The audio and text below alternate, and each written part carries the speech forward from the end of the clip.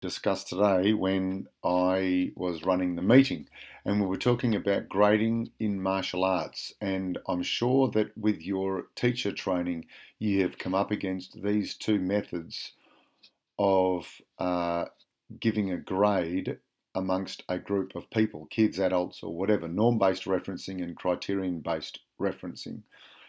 Norm is the normal. So, for instance, if we want to look at either put all these scores of a test out of 100 and I've put them into ascending order or descending order from the top down.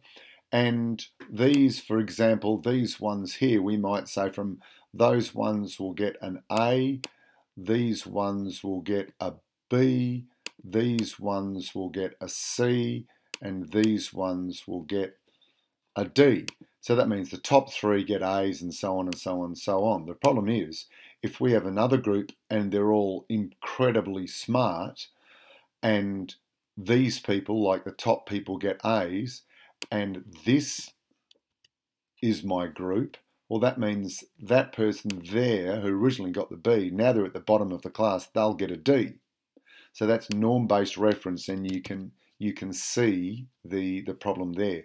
Criterion-based referencing doesn't matter who the teacher is, etc., where they are. People who got 80 to 100 get an A. The people who get 60 to 79 get a B, and so on. Now, I'm sure you can understand that. It's the criteria of our marking.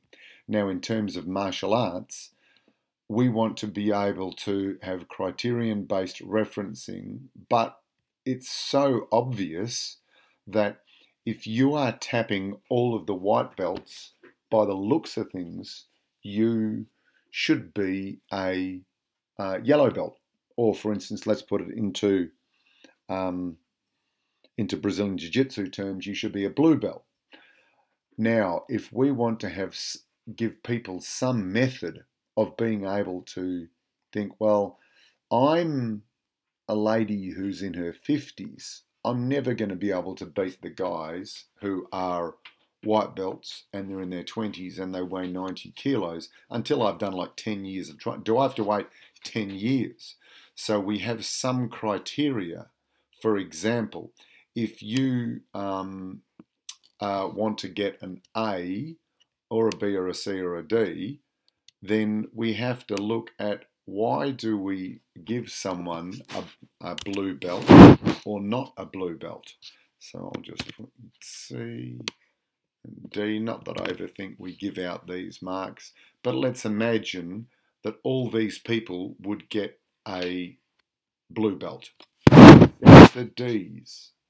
So we go, there's our line here for blue belts. So what is the basic criteria for me to just get a satisfactory mark and get my blue belt? I have to be able to demonstrate my defences. I have to be able to, etc., etc., etc. So then the person goes, okay, I get that the A's, the 22-year-old or 25-year-old male who weighs 90 kilos, will get his blue belt, possibly even a little bit earlier than me.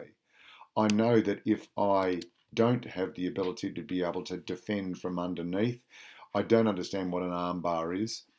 I can't defend against an armbar. Now, I might be able to get nailed by the A person, like the C grade here.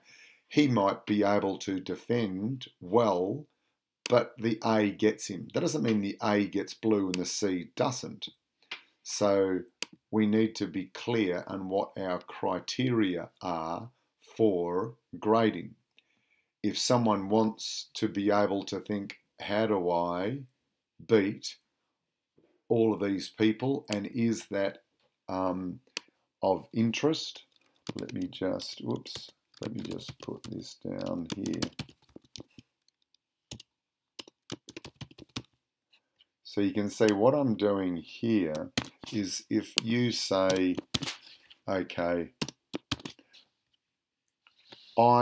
if I'm here, if I'm there, and I am, I don't know, this guy here, if all the white belts are beating him, he's at the bottom of the pile, chances are you won't get your yellow belt or your blue belt.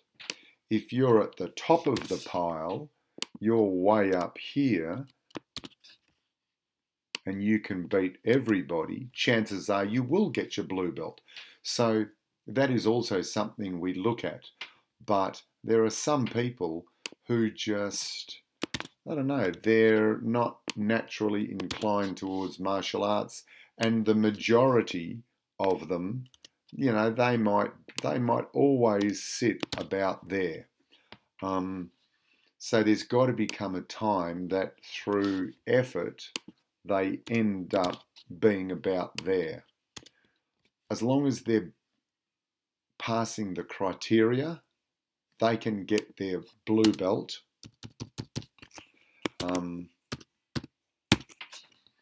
Quite successfully, even though they understand, look, there's a couple of white belts who are natural athletes, and I don't have to beat all of them. The big question is, what are the criteria that you and I as instructors will accept? So they may not be brilliant, but what is an acceptable pass mark?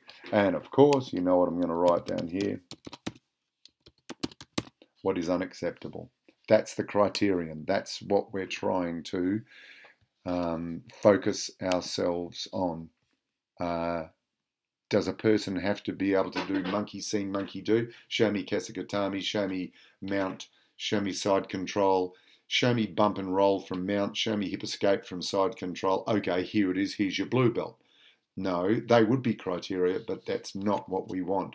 Our criteria are, you should be able to be an acceptable level for your next level at blue belt. You should be able to show me the defenses under pressure for all the basic positions and submissions. And you should be able to execute those against the majority of people. And the same goes for punch defense and kick defense as we go further up in MMA. So anyway, this is a bit of a long-winded example of what we talked about today and how we grade